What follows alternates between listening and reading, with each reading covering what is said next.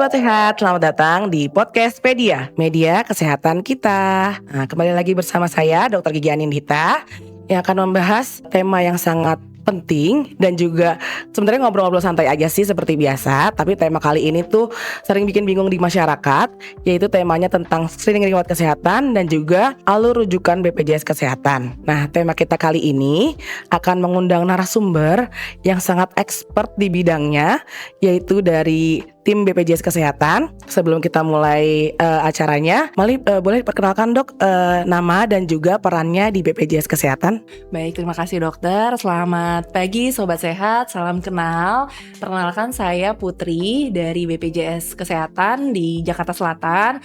Nah, untuk perannya saya sebagai verifikator. Mungkin demikian ya dok ya untuk perkenalan kita pagi ini. Oh gitu. Verifikator tuh sebenarnya ngapain sih dok di BPJS Kesehatan tuh? Verifikator tuh kita memverifikasi jadi berkas-berkas dari teman-teman rumah sakit atau dari puskesmas atau dari klinik itu yang sudah selesai melakukan pelayanan nanti diverifikasi oleh kami apakah sesuai atau tidak sesuai untuk dilakukan pembayaran, seperti itu sih dok. Untuk klaim-klaiman gitu ya. Betul. Dok ya. Oh gitu. Oke deh dok. Kita langsung aja dok ya masuk ke tema kita hari ini, yaitu yang pertama nih tentang screening riwayat kesehatan ya dok. Jadi kadang-kadang kalau misalnya kita mau berobat nih ke sebuah vaskes ataupun FKTP gitu, disuruh untuk melakukan screening riwayat kesehatan.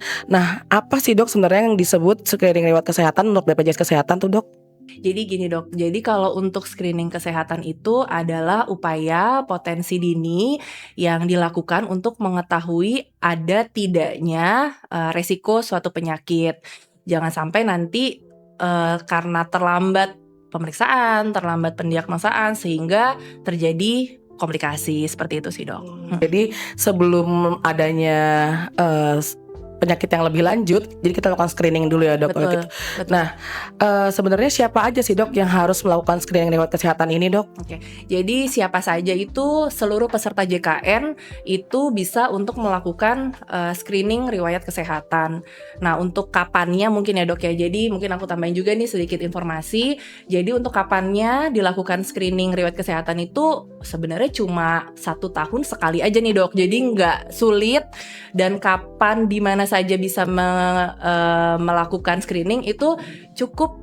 Biasanya teman-teman sekarang udah pada punya handphone ya dok ya, udah punya gadget, jadi bisa di-download nih dok mobile JKN itu di App Store, di Play Store, silahkan di-download. Nah nanti di situ bisa melakukan screening riwayat kesehatan. Gitu. Oh gitu. Jadi sekarang udah gampang banget ya dok. Sangat ya. Gampang. Jadi memang biasanya sebelum kita melakukan mendapatkan pengobatan di satu FKTP, kita harus melakukan screening riwayat kesehatan itu juga ya dok. Betul. Ya. Nah manfaatnya dok, kita melakukan screening riwayat kesehatan itu apa aja sih dok? Jadi untuk manfaatnya tadi sih sesuai dengan pengertiannya ya dok. Jadi untuk mengetahui, mendeteksi secara dini ada nggak sih faktor resiko penyakit nih terhadap peserta tersebut gitu, supaya jangan sampai nanti karena keterlambatan jadi akhirnya menyebabkan penyakit lain ya dok ya gitu. Dan nah ini juga sebenarnya screening ini tuh bisa dilakukan sebelum peserta itu mendapatkan pelayanan kesehatan nih dok. Jadi dan cuma dilakukannya lagi-lagi 1 tahun cuma sekali nih. Jadi nggak sulit dan aksesnya juga cukup mudah ya tadi dok ya gitu. Dan kemudian tadi sudah disampaikan sebelumnya. Jadi kalau misalkan screening ini dibutuhkan sebelum si pasien ini mendapatkan pelayanan.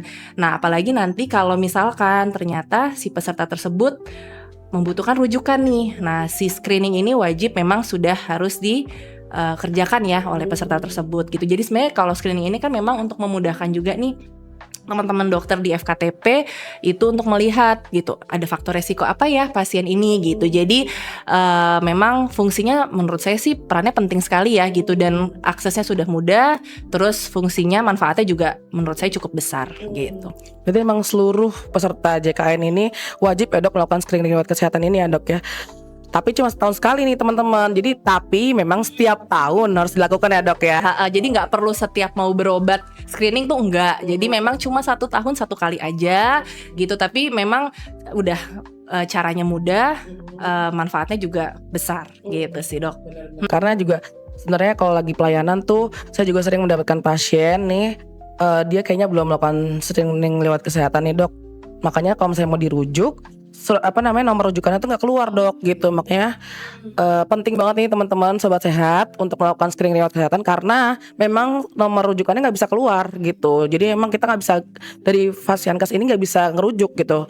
Nah rujukannya juga nggak bisa di print kalau kayak gitu. Jadi si rumah sakitnya juga nggak bisa bridging ke rumah sakit, dari sini juga nggak bisa keluar surat rujukannya gitu. Makanya biasanya diarahkan pasien untuk tetap melakukan screening riwayat kesehatan dulu, baru bisa dirujuk gitu. Betul. Mantap. Berarti kita lanjut ke segmen berikutnya ya dok ya. Silakan, dokter. Nah nih segmen berikutnya ini yang ini sebenarnya sering menjadi gonjang-ganjing nih dok ya. Aduh, Di apa itu? masyarakat ya dok ya, di Puskesmas Setiabudi juga sering menjadi pertanyaan, di pasien-pasien juga sering, di sobat sehat juga pasti banyak banget yang bertanya. Jadi sebenarnya dok, alur rujukan BPJS Kesehatan tuh yang bener tuh kayak gimana sih dok? Boleh tolong dijelaskan nggak dok? Oke, jadi memang alur rujukannya seperti kata dokter tadi ya, memang yang paling panas ya gitu ya, paling seru ya untuk dibahas gitu. Jadi untuk alur rujukan ini memang di program JKN ini kita kan memang sudah diatur ya dok ya di Permenkes nomor 28 tahun 2014 memang dilakukan secara berjenjang. Jadi di mana berjenjang yang dimaksud ini adalah peserta itu melakukan pertama kali pengobatan di vaskes tingkat pertama. Tingkat pertama tuh apa sih? Ada puskesmas, ada klinik gitu yang bekerja sama dengan BPJS. Nah kemudian ada juga kita di pelayanan kesehatan tingkat kedua nih. Jika misalkan tidak bisa diselesaikan atau atas indikasi medis memerlukan pelayanan lebih lanjut gitu, nanti bisa dirujuk ke ke pelayanan tingkat kesehatan tingkat 2 gitu dok. Nah tingkat 2 ini apa aja? Itu ada rumah sakit tipe B, C, dan D. Mungkin teman-teman juga udah sering dengar ya tipe B, C, dan D ini tipe A seperti itu. Nah untuk pelayanan kesehatan tingkat kedua ini jika tidak bisa diselesaikan atas indikasi medis mungkin atau penunjang yang ternyata butuh lebih lagi gitu misalkan ya dok yang tidak tersedia, itu bisa dilakukan rujuk ke tingkat 3 nih. Tingkat 3 tuh ada rumah sakit tipe A, kemudian ada tipe A khusus, kemudian ada juga rujukan nasional. Mungkin di sini kita kenal di RSCM ya dok ya untuk rujukan nasional itu. Nah untuk semua ini sistem berjenjang ini dikecualikan nih untuk kondisi pasien gawat darurat. Nah gawat darurat itu kan juga nanti biasanya penilaiannya dikembalikan ke dokter di IGD ya dok ya gitu terkait kondisi gawat darurat seperti itu sih dok. Oh gitu. Jadi sebenarnya tuh dok, kadang pasien juga bertanya nih. Sebenarnya semua penyakit itu bisa nggak sih dilakukan rujukan ke rumah sakit dok? Oke. Jadi nggak semua penyakit nih dok bisa dirujuk ke rumah sakit gitu. Jadi rujukan ke rumah sakit itu dibutuhkan ketika memang si peserta tersebut membutuhkan pelayanan spesialis atau subspesialis atau yang tadi sudah saya jelaskan sebelumnya penunjang yang dibutuhkan itu tidak ada di vaskes tingkat pertama. Jadi membutuhkan ke tingkat lanjut nih yang mungkin tersedia gitu ya dok ya. Nah sebenarnya ini mungkin sekedar info aja nih dok sedikit. Jadi memang setiap tahun itu kan kita melakukan perpanjang kerjasama ya dok ya di masing-masing fasilitas kesehatan nih yang kerjasama dengan kami. Nah kita itu ada yang namanya credentialing. Nah credentialing ini kita memastikan ya sarana dan prasarana di masing-masing fasilitas kesehatan itu sudah memenuhi gitu ya dok ya gitu. Dan kemudian untuk sekedar informasi saja kita juga melakukan update kompetensi mungkin ya dok ya untuk teman-teman dokter di FKTP gitu ya dok ya. Kita mengundang spesialis biasanya ya untuk melakukan mentoring terhadap teman-teman FKTP gitu sih dok. Jadi memang kita pengennya memang memaksimalkan lah teman-teman FKTP untuk bisa melayani pelayanan kesehatan kepada peserta JKN seperti itu sih dok. Jadi intinya tidak semua penyakit itu bisa langsung dirujuk ya dok, karena memang sering banget pasien-pasien itu melakukan komplain atau marah gitu. Kenapa sih saya tuh minta rujukan gitu? Saya tuh pengen penyakit saya ini menurut mereka itu udah gawat gitu, udah gawat dan memang harus memerlukan rujukan. Tapi kenapa kok nggak dikasih rujukan? Nah itu mungkin karena itu ya dok, karena masih bisa ditangani di FKTP. Karena memang teman-teman di FKTP itu juga memang kita terus memberikan tadi ya dok ya ada gitu. Jadi jangan takut, pokoknya teman-teman di FKTP itu kita juga nggak udah kita lepas tangan gitu. Tidak sembarangan, benar-benar teman di FKTP itu udah cakep banget ya gitu. Jadi pokoknya sudah bisa kita terus memberikan. Jadi dokter spesialis itu kita undang gitu ya dok ya, untuk memberikan mentoring kepada teman-teman di FKTP gitu. Jadi tetap update ilmu, tetap jalan, sarana prasarana juga tetap kita pantau ya, kita guide terus gitu kan dok, dari credentialing itu gitu. Jadi ya gitu, FKTP nggak usah diragukan lagi dong, ya kan. Dan juga ada akreditasi juga kan dok. Betul. Salah satu syarat mau ada BPJS kan harus ada akreditasi. Yang makanya saya juga tiap 5 tahun sekali ya kan. Betul. Itu juga tuh. Jadi curhat ya dok ya. benar. Nah jadi sebenarnya ini dok nih, alasan rujukannya itu bisa diberikan oleh FKTP itu tuh biasanya apa aja sih dok alasannya? Ya, jadi kalau untuk kriteria rujukan nih dok, yang sesuai tadi ya, sesuai dengan PMK 28 tahun 2014 itu memang berjenjang dan sesuai indikasi medis yang membutuhkan pelayanan spesialis atau subspesialis, atau juga membutuhkan penunjang yang memang tidak tersedia nih di FKTP gitu. Dan rujukan ini juga sebenarnya kan kita teman-teman FKTP itu memang sudah ada kompetensinya ya dok ya, teman-teman dokter sudah ada kompetensinya untuk menyelesaikan secara tuntas ya dok ya, ada 144 diagnosa gitu. Jadi 144 diagnosa ini memang diharapkan memang bisa diselesaikan sesuai dengan kapasitas dan kompetensi dokter tersebut, seperti itu. Contohnya apa dok? Jadi 144 ini yang paling umum di musim hujan ini, batuk pilek ya kan, demam itu ya dok ya. Jadi itu salah satu yang termasuk dalam 144 penyakit yang diharapkan bisa tuntas di FKTP, seperti itu dok. Gitu. Kalau misalnya penyakit sakit hati dok, itu masuk ke 144 itu nggak dok kira-kira? Belum masuk ya kebetulan sakit, tapi karena obatnya gampang. Makan ya nggak sih, kalau lagi musim hujan makan rasa koya ya nggak sih, di depan abis ini ya 2 oke. Kurang. Oke. Kurang gak sih? Oh, telurnya 2. Iya juga 2. Kalau cuma telur 2 aku nggak. Dokter berarti kalau sakit hati? Iya dong. Berarti Murah. Oke. Ya, Alhamdulillah. kalau jalan sehat gue juga bingung ya. Murah pokoknya silakan. Alhamdulillah udah berarti gampang ya mengobatinya, berarti nggak harus dirujuk ke rumah sakit. Ada sempol, ada cimol, aku bahagia. Nggak harus dirujuk ke rumah sakit ya dok? Betul. Baik. Ya kan? Oh iya betul. Oke lah kalau gitu dok.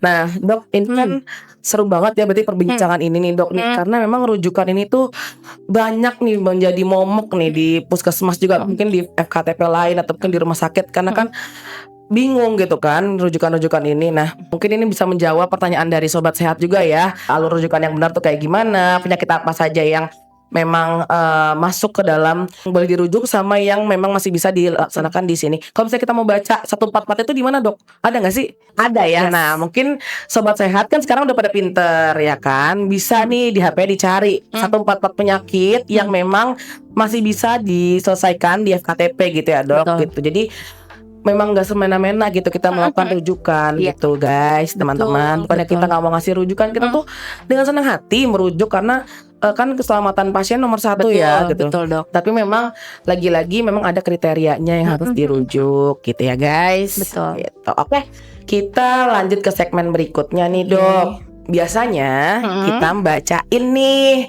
ada pertanyaan-pertanyaan dari netizen. Oke. Wush, netizen gak tuh? Atau sobat sehat kita ya. Nah ada beberapa pertanyaan nih hari ini, kayaknya ada banyak nih. Nah pertanyaan netizen ini biasanya kita dapat dari sosial media kita dok. Jadi kayak misalnya mereka komen ataupun DM tentang pertanyaan-pertanyaan yang mungkin bisa kita bahas di sini ya dok ya. Coba kita lihat dulu ya dok. Yang pertama saya bacain ya dok. Apakah benar ada informasi baru yang beredar di masyarakat kalau rujukan sekarang tidak perlu berjenjang lagi, bisa langsung ke rumah sakit yang diinginkan pasien yang untuk dirujuk? Oke, jadi sampai dengan saat ini rujukan itu memang masih berjenjang ya dok ya. Jadi nah memang tadi aku udah info nih di awal kalau tidak perlu berjenjang dengan kondisi gawat darurat gitu. Jadi pasien biasanya kan datang ke IGD nih dok. Kalau kondisi gawat darurat nanti biasa dinilai oleh dokter IGD ya dok ya. Kemudian ada juga kita menamakannya sebagai 9 kondisi khusus gitu. Kondisi khusus ini beda nih sama gawat darurat. Kalau di gawat darurat kan pasien boleh langsung nih datang ke rumah sakit, datang ke IGD. Tapi kalau yang 9 kondisi khusus ini, itu pasien tetap perlu rujukan dari FKTP. Nah, kondisi khusus itu apa aja? Itu ada gangguan jiwa, ada kusta, ada TB MDR, ada HIV, ada hemofilia, thalassemia, pelayanan kemo atau radioterapi pada pasien kanker, dan hemodialisa. Nah, untuk yang kondisi khusus tersebut, jadi si pasien kan tadi ya tetap membutuhkan rujukan dari FKTP. Tapi tadi bisa langsung mau ke tipe bukan mau ya. Jadi sesuai dengan indikasi medisnya dia ke tipe D, C, B atau ke tipe A langsung seperti itu. Nah, ada juga nih dok yang nggak perlu ke FKTP. Jadi dia langsung bisa melakukan perpanjangan rujukan di rumah sakit itu sendiri gitu.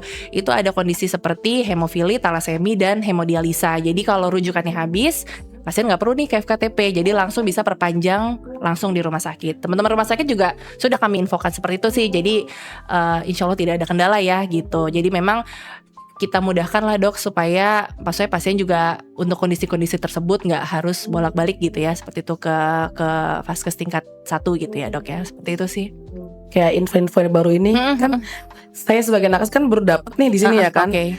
Emang sebenarnya sih saya cuma menyampaikan curahan hati dari badan nakes ya yang ada di FKTP maupun rumah sakit. Mungkin semoga nanti ke BPJS semakin banyak lagi. Mungkin bisa ada setiap rumah sakit atau vaskes. Kita ada loh dong. Ada satu puskesmas ada, iya.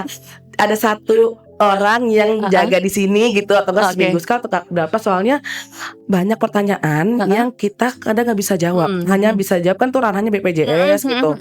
Kita nggak bisa jawab gitu. Kadang-kadang kita tanya ke BPJS kita juga, mereka juga nggak bisa jawab. Jadi kayak emang kadang-kadang ranahnya di BPJS gitu. Memang mungkin bisa bantu gitu, karena kan kadang pasien tuh bertanyanya sambil marah-marah gitu kan. Padahal kan tuh mohon maaf, kita kan juga sebagai nakes kan cuma pahamnya layanan aja nih gitu kan gitu. Jadi atau mungkin besok-besok BPJS juga bisa ngasih pengarahan lagi ke para nakes ini, ke semuanya. Jadi kayak bagaimana sih cara rujukan yang benar kayak gimana juga. Terus nanti kayak apa aja yang bisa dirujuk langsung, ada yang enggak kayak gini tadi barusan nih. Saya juga baru tahu nih gitu. Jadi kayak oh ternyata ada kondisi-kondisi khusus yang masih bisa langsung gitu.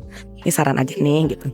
Makasih masukannya, malah insya Allah nanti mungkin kita bisa diskusi lebih lanjut ya dok ya, supaya mungkin di tahun 2026 nih kita baru mulai nih, biar jadi masukan kami juga mungkin bisa kita agendakan ya dok ya gitu. Nah sebetulnya kalau untuk memang kita tidak ada yang standby ya dok ya, tadi yang dokter sampaikan, tapi memang kita punya ada teman-teman nih dari P3RS ya dok ya, dari BPJS 1 ya di kita itu menyebutnya. Jadi teman-teman ini fungsinya itu wah penting banget dok menurut kami ya dok, karena dia garda terdepan nih dok kalau ada keluhan seperti itu. Jadi memang kalau ada pertanyaan-pertanyaan seperti itu, jadi peserta kan nggak perlu jauh-jauh nih ke kantor cabang seperti itu. Dan mungkin gak perlu marah-marah juga ya dok ya. Jadi bisa mungkin disampaikan, kita kebetulan juga nomor telepon kadang-kadang mereka kan keliling ya dok ya. Jadi tidak standby di satu tempat. Jadi mereka keliling karena mungkin satu orang bisa megang beberapa fasilitas kesehatan gitu. Jadi nah nomor telepon teman-teman ini itu tersedia di biasanya ada di IGD seperti itu. Jadi ada apa ya, pamfletnya ya namanya ya gitu ya dok ya. Ada di situ ada infonya tuh dengan atas nama siapa, terus kemudian nomor teleponnya berapa gitu. Jadi memang nah kebetulan ada P3RS, ada BPJS 1 juga nih. Jadi kalau misalkan teman-teman mau kan, kalau P3RS itu kan teman-teman di rumah sakit ya dok ya, memang nanti kalau memang ada kendala memang mereka kontak ke kita. Tapi kalau misalkan bisa diselesaikan di rumah sakit, mereka bisa selesaikan di rumah sakit dulu gitu. Tapi tetap kita akan standby, kita nggak tinggalkan kok dok, tetap kita akan bersama ya berjalan gitu. Bagaimana caranya supaya peserta itu mendapatkan pelayanan kesehatan yang terbaik lah, tujuan kita kan seperti itu gitu sih dok. Jadi memang tidak kita standby, tapi kita selalu ada kok di mana-mana. Saya masih banyak gitu. Kalau di puskes saya kan juga kadang dapat pertanyaan gimana ya jawabnya gitu kan. Jadi saya kadang suka refer lagi ke PJ-BPJS-nya gitu. Lanjut ya dok ya ke pertanyaan netizen kedua ya. Oke. Misal ada pasien yang dirujuk ke RSA, ke poli internis, tapi dia butuh juga ke poli syaraf, apakah pasien harus datang ke puskesmas lagi untuk buat surat rujukan baru? Jadi pasien punya 2 rujukan ke beda poli, tapi masih RS yang sama. Nah, ini juga terjadi pada saya. Saya kan juga pasien rumah sakit. Oh, oke. Yang satu ke poli ortodonti, Oke. satu ke poli KFR tuh apa sih? Rehab medik. Iya. Nah itu gimana tuh dok? Apakah harus dua rujukan? Apa emang gimana? Jadi kalau untuk seperti itu kita tuh nggak perlu ya dok ya, peserta itu kembali lagi ke vaskes tingkat pertama untuk bikin rujukan tadi ya dok ya. Jadi pasien itu bisa kok diberikan pelayanan ke poli syaraf atau poli apa Ortodonti, iya. ortopedi. Aku pikir tadi aku mau Dokter gigi, ya kan? Dokter gigi udah gigi, iya, jadi ortodonti jadinya. ortodonti aku bilang dok. Ortopedi. Soalnya pas banget dokter juga lagi menggunakan, aku jadi hah? Iya, betul, makanya aku jadi oke baik. Oke, jadi Iya, banyak yang bertanya juga tuh, dijamin bisa gitu. nggak? Bisa. Oke, Rame deh nih salah, abis itu. mohon maaf ya kan. Jadi contohnya nih dokter nih, misalkan ya ortopedi sama syaraf. Betul, Oke. ortopedi. Oke, jadi kalau misalkan ortopedi sama syaraf, misalkan dokter punya rujukan dari FKTP nih ke poli ortopedi gitu kan, dari ortopedi. Nah tiba-tiba dokter mungkin ada keluhan lainnya gitu ya, mungkin nyeri tadi di tangan, mungkinnya seperti itu. Nah, akhirnya dari dokter sampaikan nih ke dokter ortopedi, dok saya ada keluhan nih gini-gini.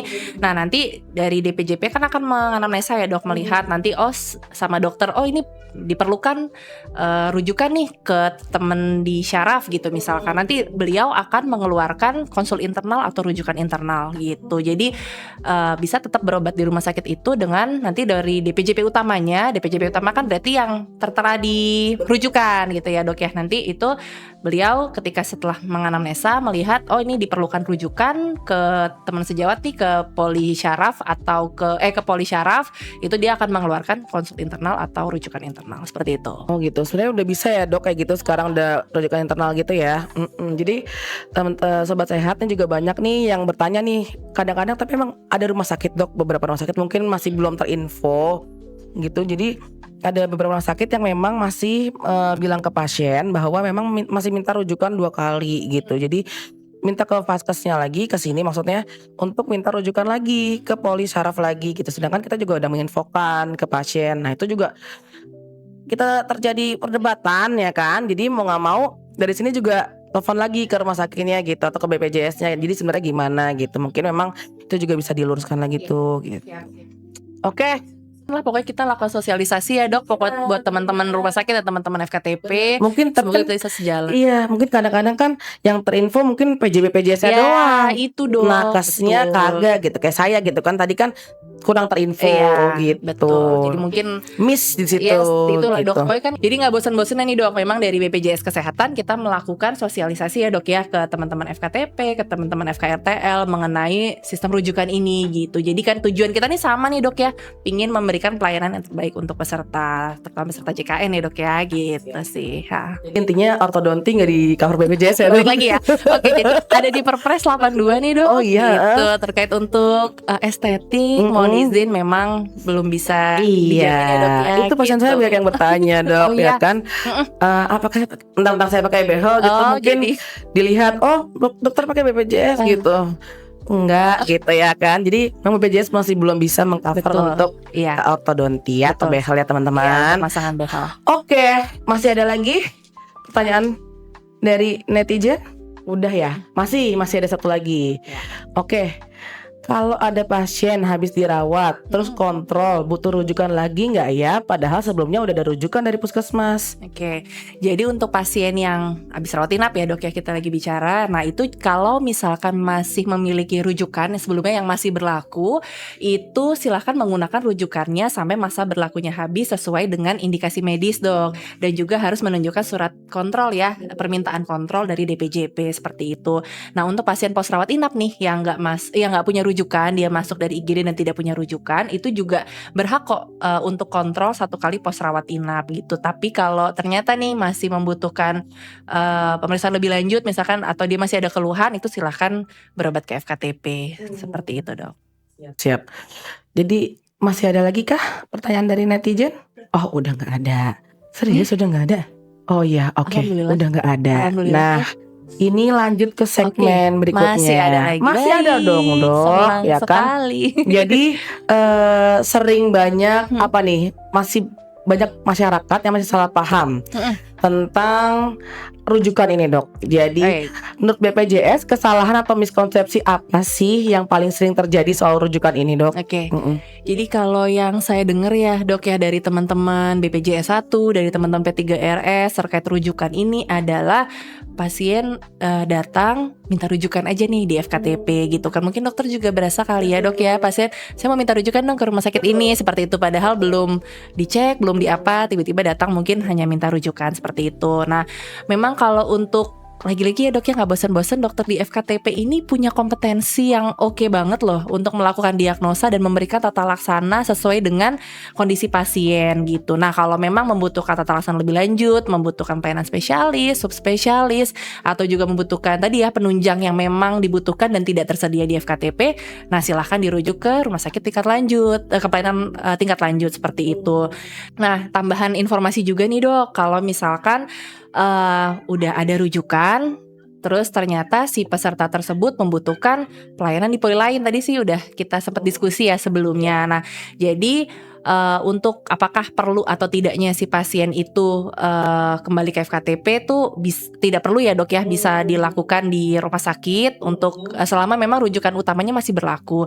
Nah, pertama tadi pasien itu memang harus melakukan ya seperti biasa ya, di anamnesa dulu nih sama DPJP utamanya, dicek. Nah, apakah memang secara indikasi medis membutuhkan pelayanan dari spesialis lain. Nah, itu silakan nanti dibuat jika memang membutuhkan, nanti dari DPJP utama membuatkan konsul internal atau rujukan ke spesialis lain tersebut sesuai dengan kondisi medis yang dibutuhkan. Seperti itu sih, Dok. Intinya ya gitu tadi ya. Pokoknya seperti yang dokter jelaskan tadi. Yap.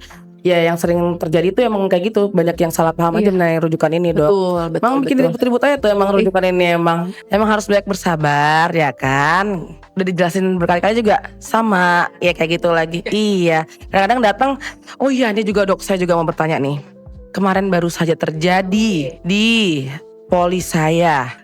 Jadi sebenarnya kalau kita mau ngerujuk ya kan, baiknya itu membawa pasien yang dirujuk, yang akan dirujuk apa tidak? Bawa dong, dokternya periksa apa dong? Ya gak sih? Ya kan dok? Wah, buat dicek sama dokternya apa keluhannya. Harus dok, itu harus dibawa. Betul, karena kemarin ada pasien dok, nih saya jadi curhat ya. Pasien sebenarnya kan udah dirujuk tuh, dia minta perpanjang rujukan, tapi sebenarnya pas kita cek itu bukan perpanjang rujukan, jadi bikin rujukan baru untuk bikin gigi palsu dok. Cuma kan kalau bikin gigi palsu itu kan kita kan harus lihat elemen giginya ya. Jadi kalau teman-teman nih sobat sehat, pengetahuan baru lagi. Jadi untuk gigi, kalau mau perpanjang rujukan pun kita harus lihat apakah gigi tersebut sudah selesai perawatan apa belum. Karena kadang dokter yang di rumah sakit sana suka mengasih surat rekomendasi lagi, tapi untuk gigi yang berbeda gitu. Jadi kan kita juga harus lihat nih, kalau misalnya giginya berbeda berarti kan rujukannya rujukan baru ya dok kalau gitu, karena emang per gigi gitu kalau gigi. Makanya jangan emosi dulu, ditahan, dan memang harus bawa pasiennya. Karena memang dokternya meriksa apa?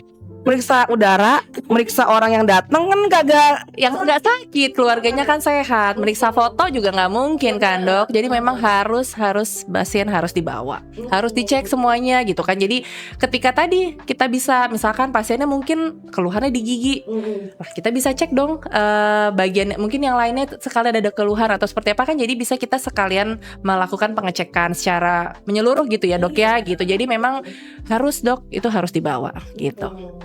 Giginya mana beda dok, kan jadi kayak gimana nih Iya. gitu kan. Ya udah sih, udah gitu Ya, aja sih oke, dok curhatan baiklah. saya ya Oke. kan.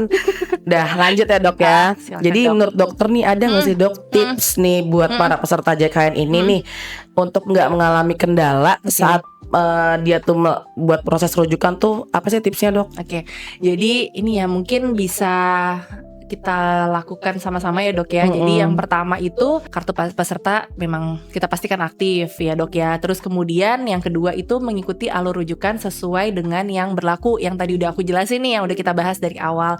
Nah untuk yang ketiga itu tadi juga sudah saya sampaikan, kalau ada kendala nih mungkin jangan marah-marah dulu nih ke nakesnya atau ke vaskesnya gitu ya. Mungkin kalau misalkan terkait kendala rujukan, mungkin kita bisa diskusi juga, atau mungkin tadi ya teman-teman di teman-teman P3RS atau BPJS 1 itu ada nomor teleponnya, memang lagi-lagi tidak standby, tapi nomor telepon dan wajah foto mereka ada gitu. Jadi kalau memang ada yang ingin ditanyakan gitu, silahkan dihubungi teman-teman di BPJS 1 atau di P3RS. Seperti itu sih dok. Jadi silahkan menghubungi kalau ada pertanyaan. Jadi mungkin untuk mencegah konflik ya di fasilitas kesehatan, semoga dengan adanya teman-teman dari BPJS 1 itu bisa membantu ya dok ya gitu. Dari tim FKTP atau dari sobat sehat itu sendiri tuh bisa? Sobat sehat bisa dok. Oh, silakan bisa. itu nomor teleponnya bisa, itu kan ditempel dipampang ya gitu, nomor teleponnya ini gitu. Jadi pasti atas ada nama ya. siapa, nomor teleponnya berapa, nanti Atau di bisa aplikasi silakan JKN ada nggak dia?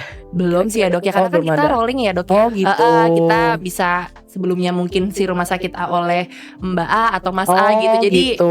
tidak mungkin Siap, kalau siap. di Mobile JKN belum ada update terkait itu ya dok ya. Tapi memang ada kok, kita taruh di di masing-masing fasilitas kesehatan tuh ada siapa sih P3RS atau BPJS 1-nya gitu. Gitu sih dok. Baik. Gitu. Nah, ini kita ke segmen terakhir nih dok. Alhamdulillahirabbil alamin ya dok ya. Alhamdulillah ya. Kita ke segmen terakhir. Jadi sebagai FKTP nih dok nih. Jadi peran puskesmas itu, terutama puskesmas Setiabudi, dalam mendukung screening lewat kesehatan dan rujukan BPJS itu apa sih dok menurut dokter nih? Dari puskesmas ya menurut aku ya. Jadi kalau aku pribadi nih dok ya, mungkin bisa membantu ya peserta untuk ayo jangan lupa melakukan screening gitu ya dok ya, karena kan kita tahu ya screening itu sekarang sudah mudah, tapi manfaatnya besar gitu. Jadi mungkin minta tolong teman-teman dari puskesmas, terutama puskesmas Setiabudi ya dok ya, untuk membantu mengingatkan peserta JKN nih, terutama yang terdaftar di puskesmas Setiabudi untuk melakukan screening. Dan mungkin untuk alur rujukan nih dok, dari teman-teman FKTP mungkin bisa gini ya dok ya, bisa memastikan bahwa memang tadi pasien itu harus ada ya dok. Pasien harus hadir. Sobat sehat mungkin juga minta tolong bantuannya, karena kan pasien itu gimana cara dokter mengobati ya kalau misalkan pasiennya tidak dibawa. Jadi mungkin dari teman-teman FKTP, dari teman-teman tingkat pertama memastikan itu ya dok ya, peserta tersebut memang dibawa dan dilakukan pemeriksaan. Nah memang jika ternyata dibutuhkan pelayanan oleh spesialis atau subspesialis atau mungkin penunjang yang tidak ada di tingkat pertama, nah itu baru bisa dilakukan rujukan. Jadi memastikan memang alur rujukan memang sudah sesuai dengan yang sudah tadi kita bicarakan tadi ya dok ya. Jadi tidak langsung ujuk-ujuk kerujuk gitu. Jadi memang ada ada aturannya. Iya, ada aturannya, betul sekali dok gitu. Jadi mungkin itu sih dok yang minta tolong bantuan teman-teman dari Puskesmas Setiabudi khususnya gitu ya dok ya, demi ujung-ujungnya adalah demi pelayanan peserta yang optimal ya dok ya, seperti itu sih. Ya doakan ya dok, semoga pegawai Setiabudi juga sabar untuk menghadapi semua pasien ya kan. Karena kan tidak semua pasien sabar juga gitu kan. Dan Baik, juga semoga lancar ya kan. Amin. Nah terima kasih banyak ya dok ya atas ngobrol-ngobrol santai tapi serunya nih. Ternyata kita cocok banget ya dok ya, quote-nya ya ampun parah. Ya. Iya dok. Alhamdulillah cocok. Semoga sobat sehat juga mendapatkan ilmu ya dok dari obrolan kita ini dan juga bermanfaat bagi sobat sehat, ilmu dari dokter tentang mengenai screening lewat kesehatan dan juga rujukan kesehatan. Betul. Oke, terima kasih dok untuk waktunya hari ini. Sama-sama. Mohon maaf jika ada kekurangan. Sama-sama, mohon maaf juga. Iya, jika ada kesalahan dari saya. Terima kasih juga sobat sehat sudah menonton. Jangan lupa di like dan juga di subscribe dan juga di komen dan juga di share ke semua teman-teman agar semua sobat sehat di sekitarnya juga bisa mendapatkan info yang sangat bermanfaat ini mengenai sistem rujukan dan juga screening riwayat kesehatan. Oke, terima kasih. Saya Dr. Gigi Anindita dan saya Dr. Gigi Putri. Pamit undur diri. Tetap pantengin Podcastpedia, media kesehatan kita. Terima kasih ya dok. Thank you dok.